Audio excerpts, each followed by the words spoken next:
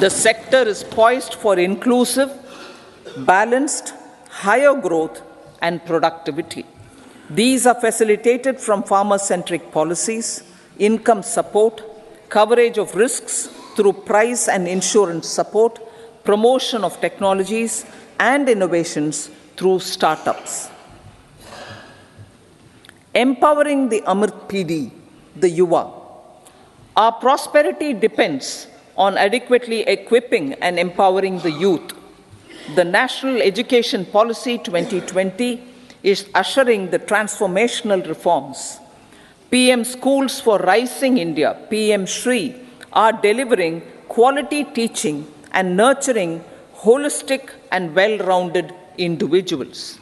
The Skill India mission has trained 1.4 crore youth, upskilled and reskilled 54 lakh youth, and established 3,000 new ITIs. A large number of institutions of higher learning, namely 7 IITs, 16 triple ITs, 7 IIMs, 15 AIMS, and 390 universities have been set up. PM Mudra Yojana has sanctioned 43 crore loans aggregating to 22.5 lakh crores of rupees for entrepreneurial aspirations of our youth.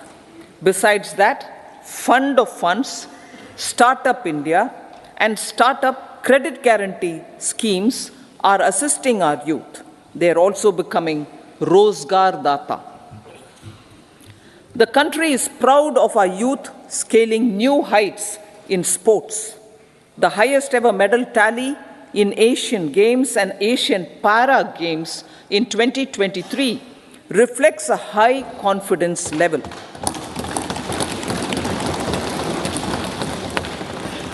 Chess prodigy and our #1 ranked player Pragnananda put up a stiff fight against the reigning world champion Magnus Carlsen in 2023. Today, India has over 80 chess grandmasters compared to little over 20 in 2010. Momentum for Nari Shakti. The empowerment of women through entrepreneurship, ease of living, and dignity for them has gained momentum in these 10 years. 30 crore Mudra Yojana loans have been given to women entrepreneurs. Female enrollment in higher education has gone up by 28% in 10 years. In STEM courses, girls and women constitute 43% of enrollment, one of the highest in the world. All these measures are getting reflected in the increasing participation of women in workforce. Making triple talaq illegal, reservation of 1/3 seats for women in the Lok Sabha and state assemblies, and giving over 70% houses under PM Awas Yojana in rural areas to women, and giving over 70% houses under PM Awas Yojana in rural areas to women as sole or joint owners. PM Awas Yojana enhanced in rural areas to women as sole or joint owners. PM Awas Yojana track record of governance, development and performance. Besides delivering on high growth in terms of gross domestic product, the government is equally focused on a more comprehensive GDP, that is, governance, development and performance. Our government has provided transparent, accountable, people-centric and prompt, trust-based administration with citizen-first and minimum government, maximum governance approach. The impact of all-round development is discernible in all sectors. There is macroeconomic stability, including in the external sector. investments are robust, the economy is doing well. People are living better and earning better, with even greater aspirations for future. Average real income of the people has increased by 50%. Inflation is moderate. People are getting empowered, equipped, and enabled to pursue their aspirations. There is effective and timely delivery of programs and of large projects. Economic management. The multi-pronged economic management over the past 10 years has complemented people-centric, inclusive development. Following are some of the major elements. 1. All forms of infrastructure, physical, digital, or social, are being built in record time.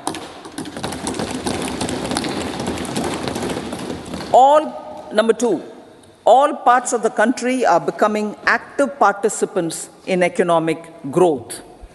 Number 3, digital public infrastructure, a new factor of production in the 21st century, is instrumental in formalization of the economy.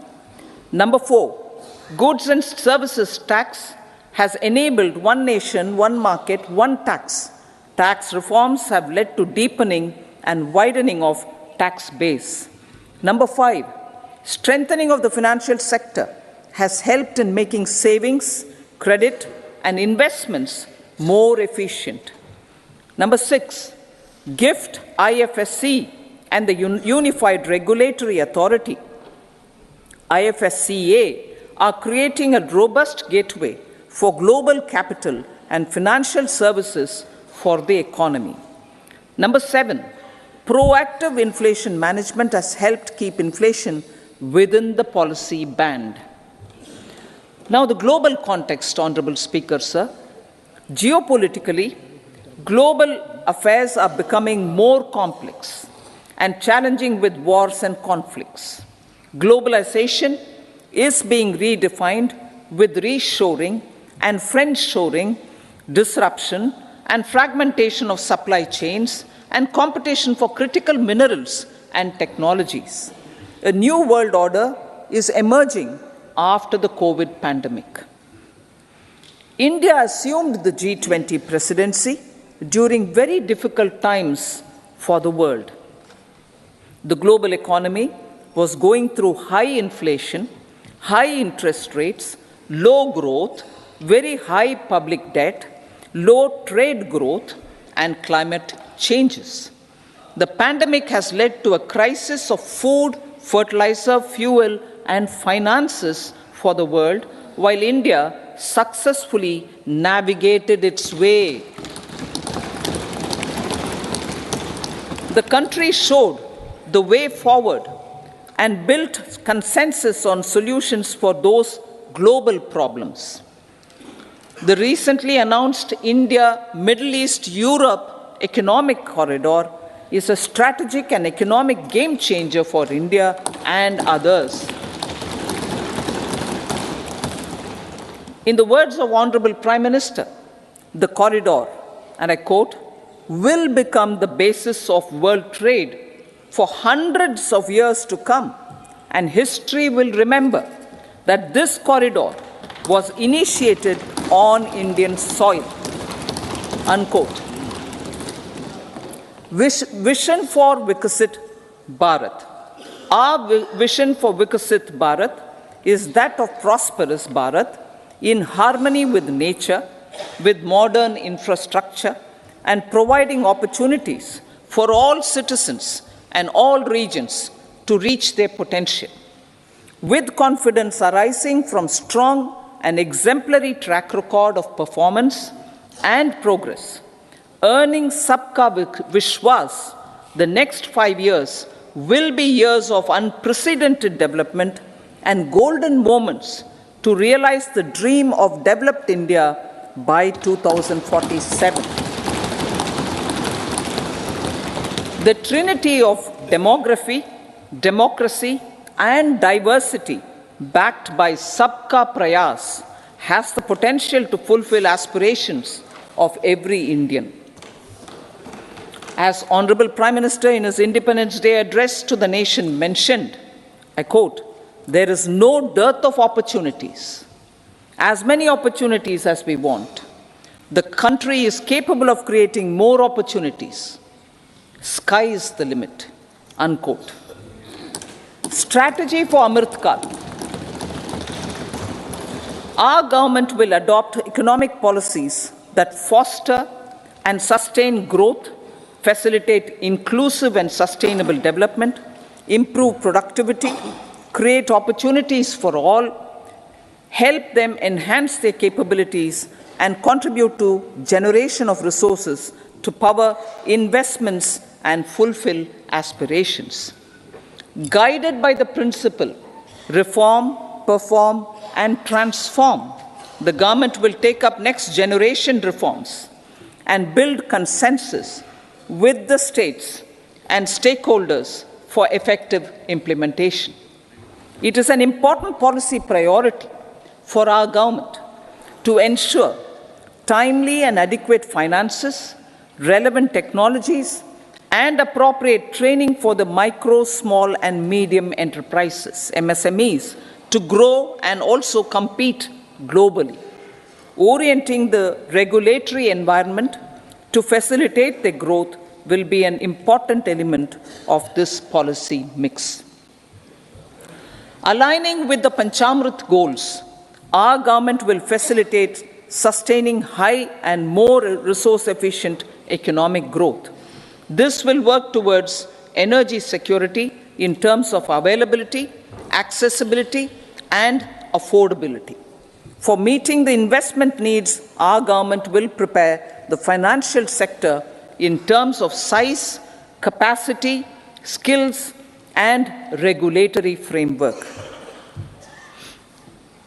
Aspirational Districts Program. Our government stands ready to assist the states in faster development of aspirational districts and blocks, including generation of ample economic opportunities. Development of the East. Our government will pay utmost attention to make the eastern region and its people a powerful driver of India's growth. PM Awas Yojana Gramin. Despite the challenges due to COVID, implementation of PM Awas Yojana Gramin continued, and we are close to achieving the target of 3 crore houses.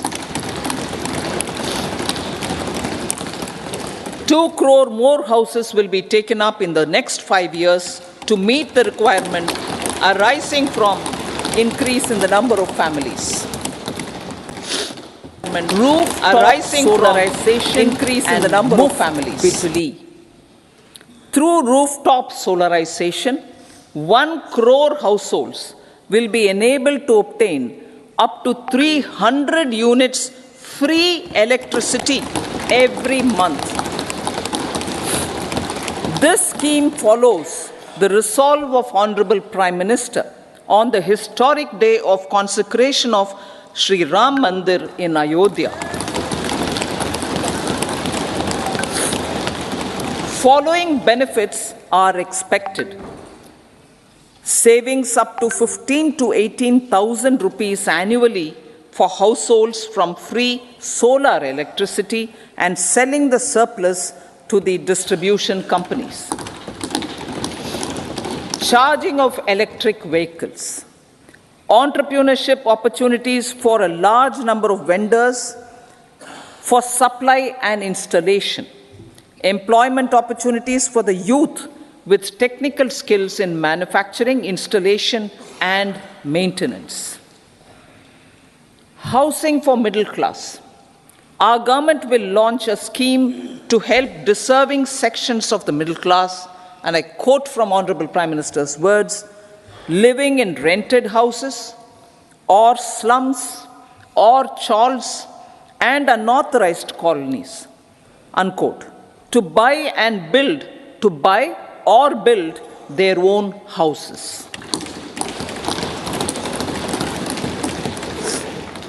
Medical colleges. Several youth are ambitious to get qualified as doctors.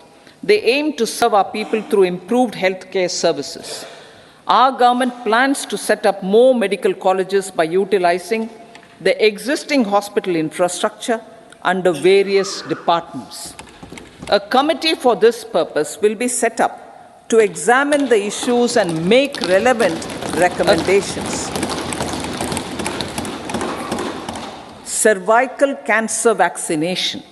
Our government will encourage vaccination for girls in the age group of 9 to 14 years for prevention of cervical cancer. Maternal and child health care.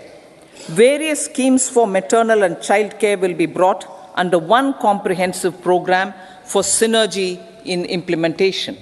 Upgradation of Anganwadi centers under Saksham Anganwadi and Poshan 2.0 will be expedited for improved nutrition delivery, early childhood care and development. The newly designed U-Win platform for managing immunization and intensified efforts of Mission Indradhanush will be rolled out expeditiously throughout the country. Ayushman Bharat. Healthcare cover under Ayushman Bharat scheme will be extended to all ASHA workers, to all Anganwadi workers and helpers. Agriculture and food processing. The efforts of value addition in agriculture sector and boosting farmers' incomes will be stepped up. Pradhan Mantri Kisan Sampada Yojana has benefited 38 lakh farmers and generated 10 lakh employment. Pradhan Mantri Formalization of Micro Food Processing Enterprises Yojana has assisted 2.4 lakh SHGs and 60,000 individuals with credit linkages. Other schemes are complementing the efforts for reducing post-harvest losses and improving productivity and incomes.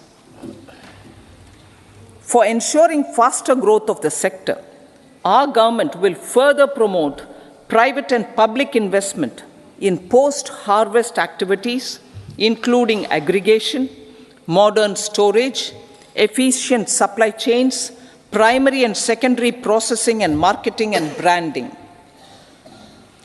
Nano DAP.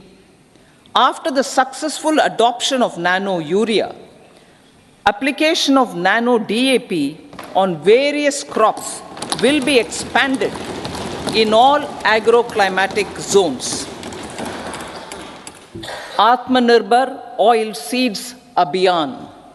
Building on the initiative announced in 2022, a strategy will be formulated to achieve Atmanirbharta for oil seeds such as mustard, groundnut, sesame, soya bean, and sunflower.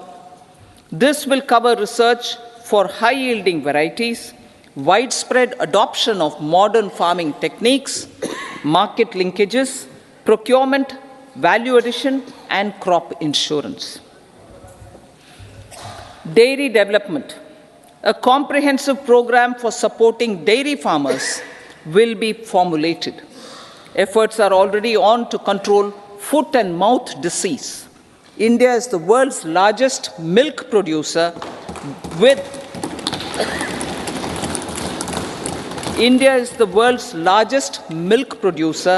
but with low productivity of milch animals. The program will be built on the success of existing schemes such as Rashtriya Gokul Mission, National Livestock Mission, and infrastructure development funds for dairy processing and animal husbandry. Matsya Sampada. It was our government which set up a separate department for fisheries, realizing the importance of assisting fishermen. This has resulted in doubling of both inland and aquaculture production. Seafood exports since 2013-14 has also doubled. Implementation of Pradhan Mantri Matsya Sampada Yojana will be stepped up to 1. Enhance aquaculture productivity from existing 3 to 5 tons per hectare. 2. Double exports to 1 lakh crore rupees, and 3. Generate 55 lakh employment opportunities in the near future. 5 integrated aqua parks will also be set up. Lakpati Didi.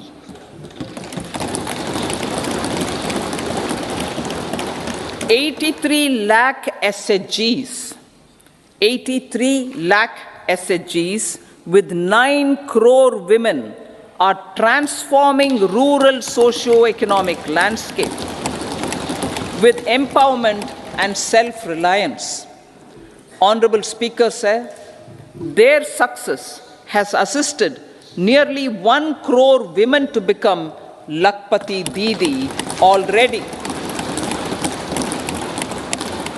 They are an inspiration to others. Their achievements will be recognized through honoring them. Buoyed by the success, it has been decided to enhance the target for Lakpati Didi from 2 crores to 3 crores.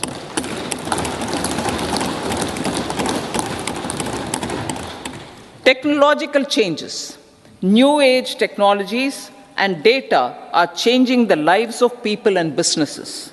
They are also enabling new economic opportunities and facilitating provision of high-quality services at affordable prices for all, including those at the bottom of the pyramid. Opportunities for India at the global level are expanding. India is showing solutions through innovation and entrepreneurship of its people. Research and innovation for catalyzing growth, employment, and development. Prime Minister Shastri, Prime Minister Lal Bahadur Shastri gave the slogan of Jai Jawan, Jai Kisan. Prime Minister Vajpayee, Atal Bihari Vajpayee ji, made that Jai Jawan, Jai Kisan, Jai Vigyan. Prime Minister Modi has furthered that to Jai Jawan, Jai Kisan, Jai Vigyan, and Jai Anusandhan, as innovation is the foundation of development. For our tech-savvy youth, this will be a golden era. A corpus of 1 lakh crore rupees will be established with 50-year interest-free loan provided. The corpus will provide long-term financing or refinancing with long tenors and low and or nil. I repeat that sentence. The corpus will provide long-term financing or refinancing with long tenors and low or nil interest rates. This will encourage the private sector to scale up research and innovation significantly in sunrise domains. We need to have programs that combine the powers of our youth and technology. A new scheme will be launched for strengthening deep tech technologies for defense purposes and expediting Atmanirbharta. Infrastructure development. Building on the massive tripling of the capital expenditure outlay in the past 4 years, resulting in huge multiplier impact on economic growth and employment creation, the outlay for the next year is being increased by 11.1% to 11,11,111 crore rupees. This would be 3.4% of our GDP. Railways. 3 major railway corridor programs will be implemented. These are energy, mineral, and cement corridor. Number 2, port connectivity corridors, And number 3, high traffic density corridors. The projects have been identified under the PM Gati Shakti for enabling multimodal connectivity. They will improve logistics efficiency and reduce cost. The resultant decongestion of the high traffic corridors will also help in improving operations of passenger trains, resulting in safety and higher travel speed for passengers. Together with dedicated freight corridors, these 3 economic corridor programs will accelerate our GDP growth and reduce logistic costs.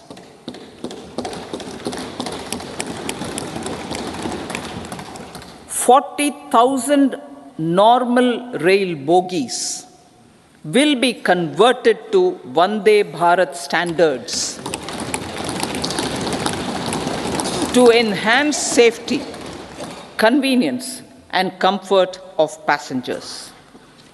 Aviation sector. The aviation sector has been galvanized in the past 10 years. Number of airports have doubled to 149.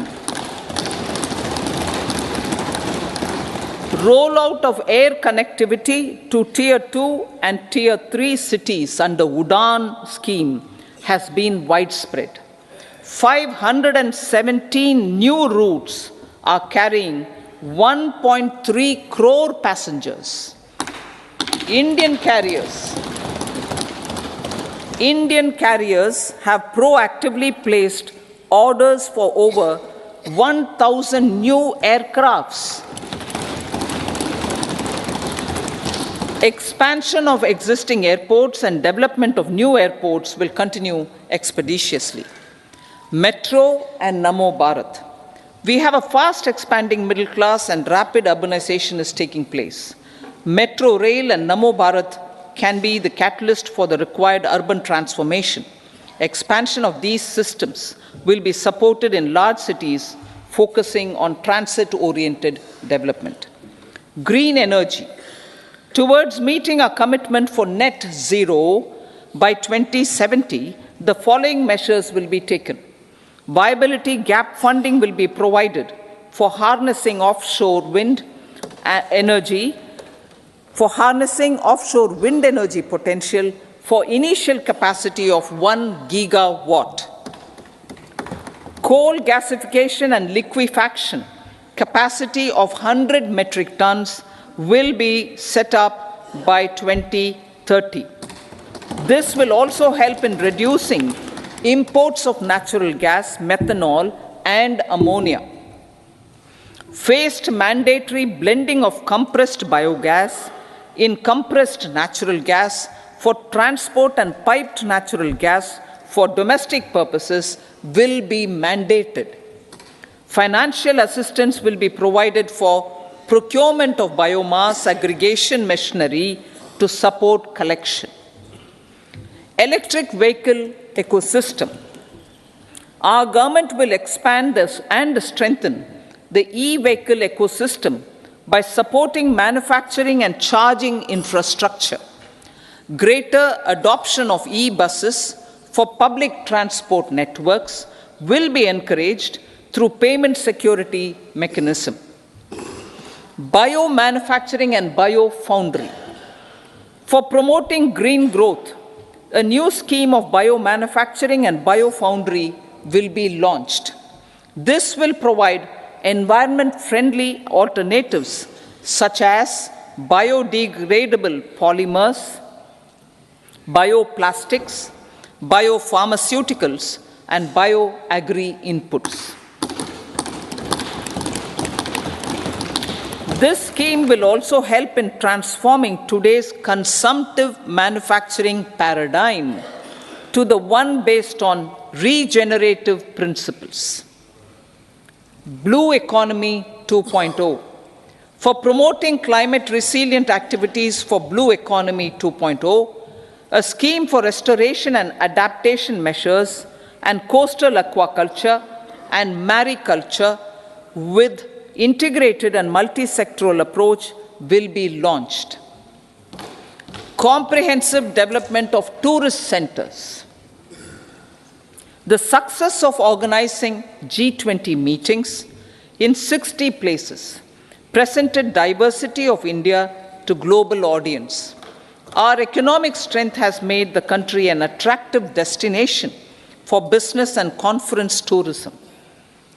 Our middle class also now aspires to travel and explore. Tourism, including spiritual tourism, has tremendous opportunities for local entrepreneurship. States will be encouraged to take up comprehensive development of iconic tourist centers, branding and marketing them at global scale. A framework for rating of the centers based on quality of facilities and services will be established. Long-term interest-free loans will be provided to states for financing such development on matching basis. To address the emerging fervor for domestic tourism, Honorable Speaker, sir, projects for port connectivity, tourism infrastructure, and amenities will be taken up on our islands, including Lakshadweep. This will help in generating employment also. Promoting investments. The FDI inflow during 2014 to 23 was $596 billion US, marking a golden era. That is twice the inflow during 2005 to 14. For encouraging sustained foreign investment, we are negotiating bilateral investment treaties with our foreign partners in the spirit of First Develop India. FDI is First Develop India. Reforms in the states for Vikasit Bharat. Many growth and development enabling reforms are needed in the states for realizing the vision of Vikasit Bharat. A provision of 75,000 crore rupees as 50-year interest-free loan is proposed this year to support those milestone-linked reforms by the state governments. Societal changes. The government will form a high-powered committee for an extensive consideration of the challenges arising from fast population growth and demographic changes.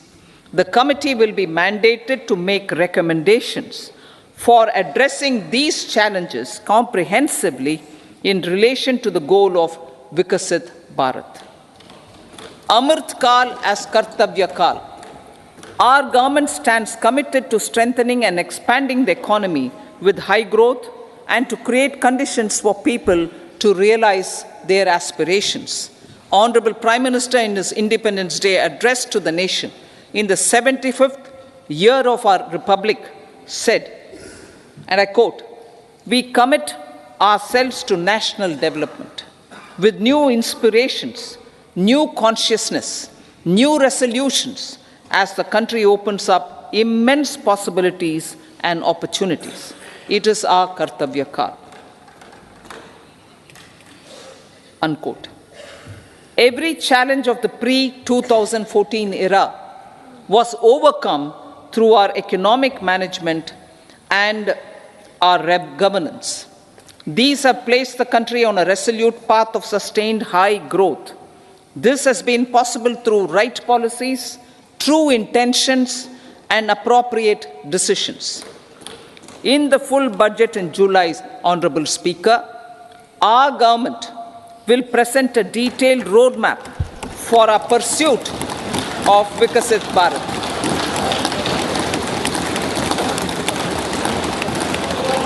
Revised estimates. Revised estimates of 2023-24. The revised estimate of the total receipts other than borrowings is 27.56 lakh crores of rupees, of which the tax receipts are 23.24 lakh crore rupees. The revised estimate of total expenditure is 44.90 lakh crore rupees. The revenue receipts at 30.03 lakh crore rupees are expected to be higher than the budget estimate, reflecting strong growth momentum and formalization in the economy. The revised estimate of the fiscal deficit is 5.8% of GDP, improving on the budget estimate, notwithstanding moderation in the nominal growth estimates. Budget estimates for 2024-25. Coming to the year 2024-25, the total receipts other than borrowings and total expenditure are estimated at 30.80 and 47.66 lakh crore rupees respectively. The tax receipts are estimated at 26.02 lakh crore rupees. The scheme of 50-year interest-free loan for capital expenditure to states will be continued this year with an outlay of 1.3 lakh crore rupees. We continue on the path of fiscal consolidation, as announced in my budget speech of 2021-22, to reduce fiscal deficit below 4.5% by 25-26. The fiscal deficit in 2024-25 is estimated to be 5.1% of GDP, adhering to that path. So the gross and net market borrowings through dated securities during 24-25 are estimated at 14.13 lakh crore rupees and 11.75 lakh crore respectively. Both will be less than that in 23-24. Now that the private investments are happening at scale, the lower borrowings by the central government will facilitate larger availability of credit for the private sector. Vote on account. I'll be seeking vote on account approval of the Parliament through the appropriation bill for a part of the financial year 2024-25. I will now move to Part B. Honourable Speaker, sir, over the last 10 years, the direct tax collections have more than trebled and the return filers swelled 2.4 times. I would like to assure the taxpayers that their contributions have been used wisely for the development of the country and welfare of its people. I appreciate the taxpayers for their continued support. The government has reduced and rationalized tax rates. Under the new tax scheme, there is now no tax liability for taxpayers with income up to 7 lakh rupees, up from 2.2 lakh rupees in the financial year 2013-14. The threshold for presumptive taxation for retail businesses was increased from 2 crores to 3 crores. Similarly, the threshold for professionals eligible for presumptive taxation was increased from 50 lakh rupees to 75 lakh rupees. Also, corporate tax rate was decreased from 30% to 22% for existing domestic companies and to 15% for certain new manufacturing companies.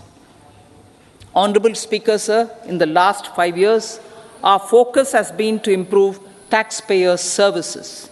The age-old jurisdiction-based assessment system was transformed with the introduction of faceless assessment and appeal, thereby imparting greater efficiency, transparency, and accountability.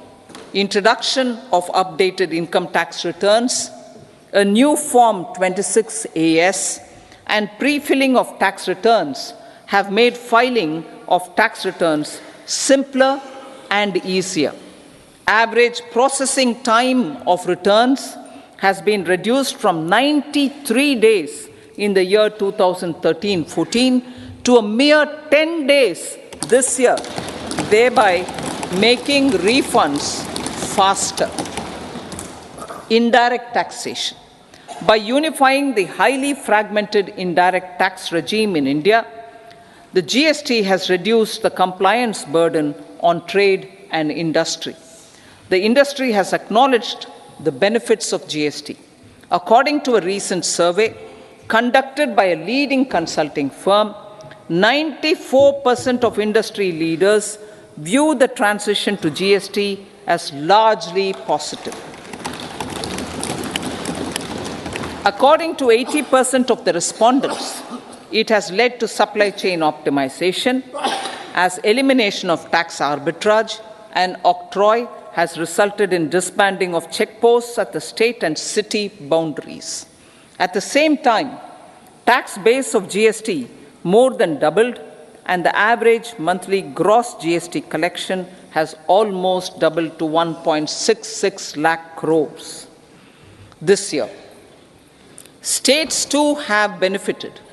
States' SGST revenue, including compensation released to states in the post-GST period of 2017-18 to 2022-23, has achieved a buoyancy of 1.22. In contrast, the tax buoyancy of state revenues from subsumed taxes in the pre-GST four-year period of 2012-13 to 2015-16 was a mere 0.72. The biggest beneficiaries are consumers, as reduction in logistic cost and taxes have brought down prices of most goods and services. We have taken a number of steps in customs to facilitate international trade. As a result, the import release time declined by 47% to 71 hours at inland container depots, by 28% to 44 hours at air cargo complexes, and by 27% to 85 hours at seaports over the last 4 years since 2019, when the national time release studies were first started. Tax proposals. As for tax proposals, in keeping with the convention, I do not propose to make any changes relating to taxation and propose to retain the same tax rates for direct and indirect taxes, including import duties. However, certain tax benefits to startups and investments made by sovereign wealth or pension funds, as also tax exemption on certain income of some IFSC units, are expiring on 31/3/2024. To provide continuity in taxation, I propose to extend the date to 31/3/2025. Moreover, in line with our government's vision to improve ease of living and ease of doing business, I wish to make an announcement to improve taxpayers' services. There are a large number of petty, non-verified, non-reconciled, or disputed direct tax demands, many of them dating as far back as 1962, which continue to remain on the books, causing anxiety to honest taxpayers and hindering refunds of subsequent years. Honorable Speaker, sir, I propose to withdraw such outstanding direct tax demands up to 25,000 rupees pertaining to the period up to financial year 2009-10 and up to 10,000 rupees for financial years 2010-11 to 2014-15. This is expected to benefit about 1 crore taxpayers. 1 crore taxpayers would benefit out of this. Economy then and now. In 2014, when our government assumed the reins, the responsibility to mend the economy step by step and to put the governance systems in order was enormous. The need of the hour was to give hope to the people, to attract investments and to build support for the much needed reforms. The government did that successfully, following a strong belief of nation first. The crisis of those years has been overcome, and the economy has been put firmly on a high, sustainable growth path with all-round development. It is now appropriate to look at where we were then. I repeat, it is now appropriate to look at where we were then till 2014 and where we are now, only for the purpose of drawing lessons from the mismanagement of those years. The government will lay a white paper on table of the House.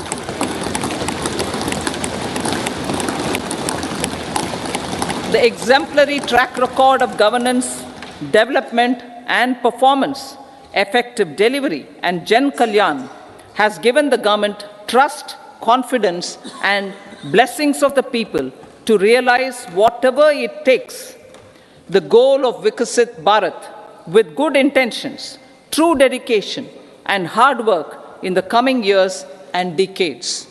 With this, Honorable Speaker, I commend the interim budget to this august House. Jai Hind.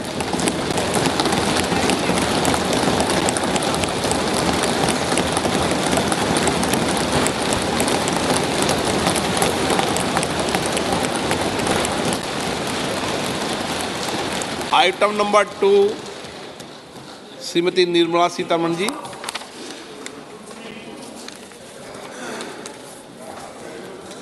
Sir, with your permission, I rise to lay on the table the following statements under Section 3(1) of the Fiscal Responsibility and Budget Management Act 2003, Medium-Term Fiscal Policy cum Fiscal Policy Strategy Statement and Macroeconomic Framework Statement. Item number 3, Srimati Nirmala Sitharaman ji. Sir, with your permission, I rise to move for leave to introduce the Finance Bill 2024. प्रश्न ये है कि विधेयक को पुनर्स्थापित करने की अनुमति प्रदान की जाए। जो सदस्य इसके पक्ष में हाँ कहें, जो सदस्य विरोध में ना कहें। मेरे विचार में निर्णय हाँ वालों के पक्ष हुआ, हाँ वालों के पक्ष हुआ।